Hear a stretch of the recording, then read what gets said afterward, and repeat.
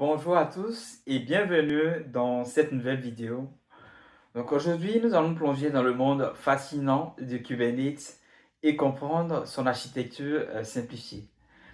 Donc avec l'essor des applications containerisées, la gestion de ces conteneurs devient de plus en plus cruciale. Donc c'est ici que Kubernetes entre en jeu. Donc c'est quoi Kubernetes? Donc Kubernetes, souvent abrégé K8S, est une plateforme open source conçue pour automatiser le déploiement, la mise en échelle et la gestion des applications containerisées. Donc, il permet aux développeurs et aux entreprises de gérer des applications complexes avec une grande flexibilité et robustesse.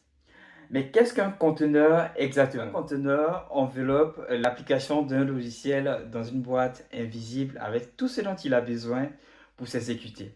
Donc cela peut comprendre le système d'exploitation, le code de l'application, le runtime, quelques outils système et les librairies. Maintenant que nous avons une idée claire des conteneurs, explorons les différentes briques de l'architecture Kubernetes. Dans un cluster Kubernetes, nous avons minimum deux nœuds. Donc, un master node et un ou plusieurs worker nodes. Donc, le master node, c'est la tête pensante, c'est lui qui donne les ordres, c'est le cerveau de Kubernetes. Donc, il orchestre l'ensemble du cluster en prenant des décisions importantes sur le déploiement et la gestion des conteneurs. Le worker node, par contre, ont la simple tâche d'exécuter des applications containerisées. Donc, chaque worker node est managé par le master node. Voyons maintenant les composants du master node. L'API Server est l'interface principale de Kubernetes. C'est par lui que passent toutes les communications dans le cluster. Par exemple, lorsque vous demandez des informations sur l'état du cluster, c'est l'API Server qui traite ces demandes et les transmet aux autres composants. Le scheduler est responsable de la planification des pods sur les différents worker nodes en fonction des ressources disponibles. Mais avant de continuer, qu'est-ce qu'un pod? Un pod est l'unité ou la plus petite unité de base de déploiement dans Kubernetes.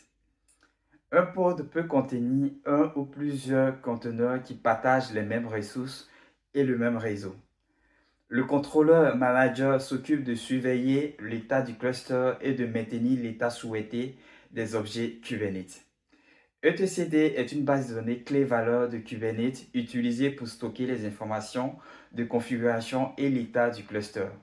Passons maintenant aux composants des worker nodes. Le kubelet est un agent installé sur chaque worker node et assure que les conteneurs sont en état de marche.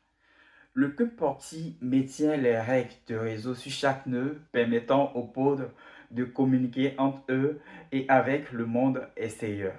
Le container runtime, comme Docker ou Containerd pour ceux qui connaissent, est le responsable de l'exécution des conteneurs sur chaque node. Pour résumer, voyons comment cela s'assemble. Pour résumer, Kubernetes est une plateforme puissante pour manager vos applications containerisées avec une architecture composée de master node pour l'orchestration et de worker node pour l'exécution de vos applications. Si vous avez aimé cette vidéo, n'oubliez pas de liker et vous abonner à ma chaîne pour plus de contenu sur Kubernetes et d'autres technologies. Merci et à très bientôt. À plus.